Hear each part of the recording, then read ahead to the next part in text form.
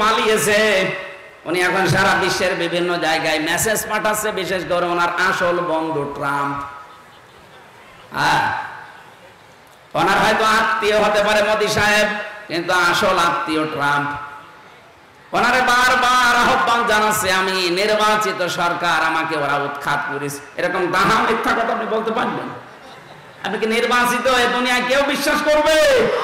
এমনকি শয়তানকে জিজ্ঞাসা করেন, সেও বলবে না কিসের নির্বাচিত, ওই 154 জন আগেই হয়ে যায়, দিনের ভোট রাতে করে, কিসের নির্বাচিত?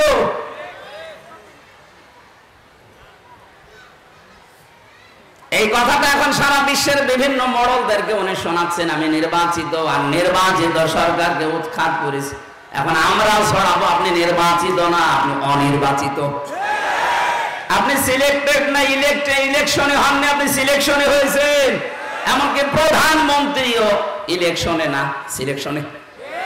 তার মানে এই কথাটা এখন সারা বিশ্বে আমরা যারা মাজলুম আছে, ওই 14 দল বাদ দিয়ে বাকি আমরা যা আছি সব মাজলুম।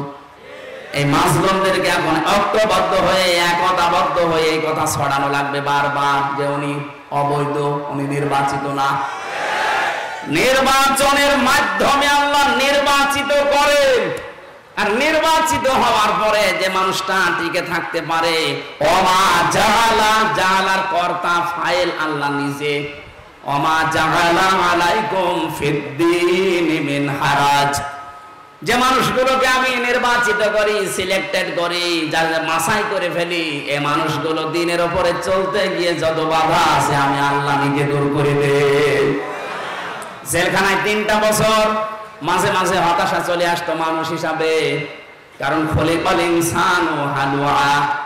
আল্লাহ বলেন মানুষকে আমি বানিয়েছি দুর্বল করে, মানুষকে আমি অস্থির করে বানিয়েছি, মানে সব সময় অস্থির থাকে। আমরা মানসিক ভাবে এভাবে মাঝে মাঝে অস্থিরতা আসতো, তো বাস্তবে দেখলাম দিনের উপরে যে মানুষগুলো টিকে থাকে, এদের উপর যত বাধার পাহাড় আসে আমার আল্লাহ আমাদেরকে দিয়ে ফেলে দেন না, নিজের পক্ষ থেকে দূর করে দেন। আমি মাত্র 10 দিন রিমান্ডে ছিলাম, তাই আমি হতাশ হয়ে পড়েছিলাম। আপনাদের এই নেতা 54 দিন রিমান্ডে ছিল। হতাশার কোনো ছাপ, 4-5 জন পুলিশ ধরে হাসপাতালে নিয়ে যাচ্ছে, কোর্টে নিয়ে যাচ্ছে, কিন্তু হতাশা নেই। এই বিশ্বাস ছিল যত বড় বিপদ আসুক আল্লাহ নিজে দূর করে দেবে। এই বিশ্বাসটা যার যত বেশি, ওই মানুষের ঈমান তত দামি আল্লাহর কাছে। কারণ এটা ইব্রাহিম নবীর মিল্লাত, মিল্লাতা আবিকুম ইব্রাহিম হুয়া সাম্মাকুমুল মুসলিমিন। আল্লাহ বলেন এইটাই তোমাদের জাতির পিতার আদর্শ। নির্বাচিত হওয়ার মাধ্যমে যদি টিকে থাকতে পারো, আমার আল্লাহ যত বিপদ আপদ আসবে সব দূর করে দেবে। এই জন্য আমাদের এখন উচিত, যারা দায়িত্বে আছেন, বিশেষ করে অন্তর্বর্তীকালীন সরকারের প্রধান উপদেষ্টা ডক্টর মোহাম্মদ ইউনূস সহ প্রত্যেককে আমরা আহ্বান জানাচ্ছি মুসলমানদের পক্ষ থেকে, এই ডাইনি বড়ি যে পালিয়ে গেছে এর ষড়যন্ত্র থামবে না। এর ষড়যন্ত্র থামাতে হলে নির্বাচনের মাধ্যমে নির্বাচিত সরকারের হাতে দেশটা তুলে দিন। আর এরা যে নির্বাচিত জনগণের দ্বারা আল্লাহ পাক এই নির্বাচন নিজে করেন, সুতরাং যত বিপদ আপদ, যত ষড়যন্ত্র, যত দুর্বিসন্ধি হবে বিশ্ব থেকে, সবগুলো আল্লাহ নিজে দূর করে দেবে। আফগানিস্তানে আল্লাহ দূর করে দেয়নি, আমাদেরও দেবে যদি আমরা নির্বাচিত হতে পারি। অনির্বাচিত ছিল, অবৈধ ছিল, এই কারণে আল্লাহ সাহায্য করেনি। এখন আমরা নির্বাচনের মাধ্যমে আসতে রাজি আছি না? সুতরাং আপনাকে দল করতে হলে অবশ্যই 3 নম্বরের এটা থাকতে হবে, একটা পথিক নিয়ে আসতে হবে। বাংলাদেশের সর্বোত্তম পথিকের নাম হচ্ছে দাড়ি।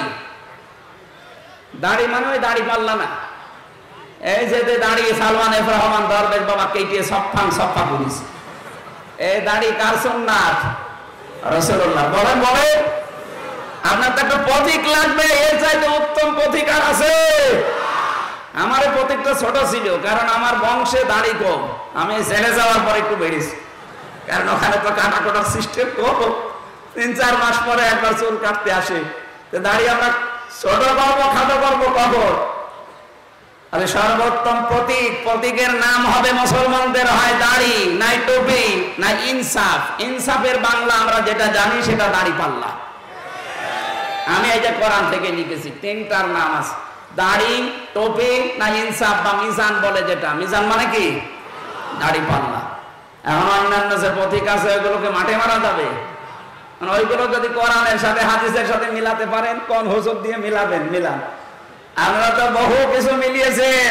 নৌকাকে নূহ নবীর নৌকার সাথে তুলনা দিয়েছে। ভালো বলে না কেন? নূহ নবীর নৌকা সূরা হুদের তাফসীর পড়ে দেখেন 36 থেকে 42 এই আয়াতগুলোতে আল্লাহ দিয়েছেন নূহ নবীর নৌকায় যেন কোনো বেঈমান না ওঠে। অথচ সে নৌকা, এ নৌকা সব বেঈমান দিয়েই ভরা। এই জন্য তো ডুবে গেছে। এত বেঈমান নৌকা থাকে? ইমানদার যদি থাকতো তাহলে নৌকা ডুবতো না। কথা বলেন না কেন? থাক, ওটার দরকার নেই। 4 নম্বরে লাগে একটা অফিস। কি লাগে? না অফিস না হলে দল হবে? আমাদের অফিস আছে, কেন্দ্রীয় অফিস নাকি? আমাদের অফিসের নাম মসজিদ। কি আপনি হাঁ করে আছেন? মানে আমাদের মসজিদের নাম অফিস, অফিসের নাম। এই বাংলাদেশে 4.5 লাখের উপরে মসজিদ এখন আছে। এই সবগুলো এখন আমাদের মুসলমান যারা, তাদের অফিস। এখানে প্রায় 13টা কাজ আঞ্জাম দেওয়া যায় মসজিদে, শুধু নামাজ পড়া না। এই কাজগুলো অফিস থেকে সব আসতে হবে। মসজিদের ভেতরে একটা মেম্বার বানানো থাকে, মেহরাব। মেহরাব মানে অস্ত্র রাখার স্থান। সুতরাং মসজিদে যদি মেহরাব থাকে, অস্ত্রাগার থাকে, অস্ত্র তো মানুষ এমনি এমনি রাখে না, কোনো কিছুর কাজের জন্য রাখে। আল্লাহ বিরোধী, রাসূল বিরোধী, মানবতা বিরোধী কোন কাজ যদি পরিবারে, সমাজে, রাষ্ট্রে কেউ করে, এই যে অস্ত্র দেখতে পাচ্ছেন না, এটা তখন ব্যবহার করা হবে অফিস থেকে ইনশাআল্লাহ। আমরা অফিস বানিয়েছিলাম বিভিন্ন জায়গায়, দেখলাম 15.5 বছরে হলগুলো দখল করে করে অফিস বানিয়েছে। এই কথা বলছেন না কেন? হল দখল করে অফিস বানানোর একটা কোনো জায়গায় আছে? মুসলমানের অফিস হবে মসজিদ। 5 ওয়াক্ত নামাজ পড়তে এসে ট্রেনিং নিয়ে যাবেন। কি ট্রেনিং? মসজিদে গেলে মানুষ 27টা শিক্ষা পাওয়ার জন্য যায়। প্রথম শিক্ষা হচ্ছে কাতারের শিক্ষা। এখানে যে দলের লোকই দাঁড়ায় কিন্তু বাঁকা হয়ে দাঁড়ায়, বলেন বলেন, সব সোজা হয়ে দাঁড়াচ্ছে। কাতার সোজা করো, এটা আরবিতে বলা হয়, সৌদি আরবে, বাংলাদেশে বাংলায় বলে যে কাতার সোজা করো। কারণ কি? যার দ্বারা কাতার বাঁকা হবে ওর অন্তর আল্লাহ বাঁকা করে দেবে। এখানে যে প্রথম শিক্ষাটা কাতার সোজা করো, বাংলার মুসলমানেরা আজ তাদের অফিসে যে 5 বার যদি কাতার সোজা করতে পারতো, এই দেশ কোন মানুষ আল্লাহ বিরোধী, রাসূল বিরোধী, মানবতা বিরোধী কাজ করে টিকে থাকতে পারতো না। কারণ এখানে আল্লাহর একটা বিধান পালন করা হবে, তার নাম সেজদা। তার নাম কি? সেজদা দেওয়ার জন্য তো কাতার সোজা করা হয় নাকি? একটা বিধান পালন করার জন্য যদি সব ভুলে যায়, আমরা হিংসা, বিদ্বেষ, মনোমালিন্য সব শেষ, সব দাঁড়িয়ে গেছি কাতারে। এখান থেকে বের হয়ে আল্লাহর এখনো বিধান আছে 499টা। কোরআন শরীফের ভেতরে আল্লাহ বিধান দিয়েছেন 500। কত? এখানে মাত্র একটা পালন করা হচ্ছে, এখনো বাকি আছে 499টা। একটার জন্য যদি অফিসে 5 বার যাওয়া লাগে, ট্রেনিং দেওয়া লাগে, তাহলে 499টা বিধান এখন ব্যক্তি, পরিবার, সমাজ, রাষ্ট্রে আছে। এটা পালন করার জন্য কতবার আল্লাহর কাছে যাওয়া লাগবে বলেন? আজকে থেকে দল যারা করেন, এই 4টা বিষয় সামনে রাখবেন।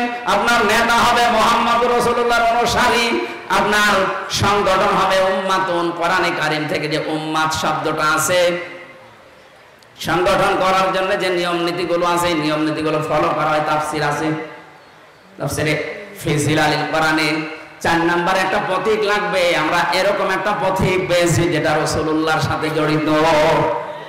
কোরআনে কারিমে মিজান শব্দটা বহুবার আল্লাহ দিয়েছেন ন্যায় ইনসাফের প্রতীক হিসাবে। যদি সত্যি দেশে দাড়ি পাল্লা বিজয় হয়ে যায়, আল্লাহর কসম ন্যায় প্রতিষ্ঠা হবে, মাস্ট বি। এটা আগস্টের 5 তারিখের পর থেকে আজকের দিন পর্যন্ত আমরা বহু মানুষকে অলরেডি দেখিয়ে ফেলেছি। বাকিটা একটু সুযোগ দেন, আল্লাহর কসম 100 ওয়াদা পূর্ণ হবে। 4 নাম্বার আমাদের অফিস লাগবে, যেখানে সেখানে আমরা অফিসে যাব না, আমাদের অফিস হবে মসজিদ। এই 4টা কথা মেনে চলার তৌফিক আল্লাহ যেন দান করেন, বলেন আমিন। সূরা আরাফ 157 নম্বর আয়াতটা পড়েছি। এত বড় আয়াত আমি তাফসীর মাহফিলে পড়ি না, একটু বেশি পড়া হয়ে গেছে, সময় দেওয়া যাবে না একটু, না চলে যাবেন? এই ভেতরে ভেতরে কি সমস্যা কি? না ভাই, গুরুত্বপূর্ণ একটা বিধান এখন সামনে বলা হবে, চলে যাবেন? আপনি কতক্ষণ দাঁড়িয়ে থাকবেন? দাঁড়িয়ে থাকবেন না? আউযু বিল্লাহি মিনাশ শাইতানির রাজীম। বিসমিল্লাহির রহমানির রহিম। আলেমদেরকে বলছি, নোট করবেন। আল্লাযীনা ইয়াত্তাবিউনার রাসূলান নাবিয়্যাল উম্মিয়্যাল্লাযী ইয়াজিদুনাহু মাকতুবা ইনদাহুম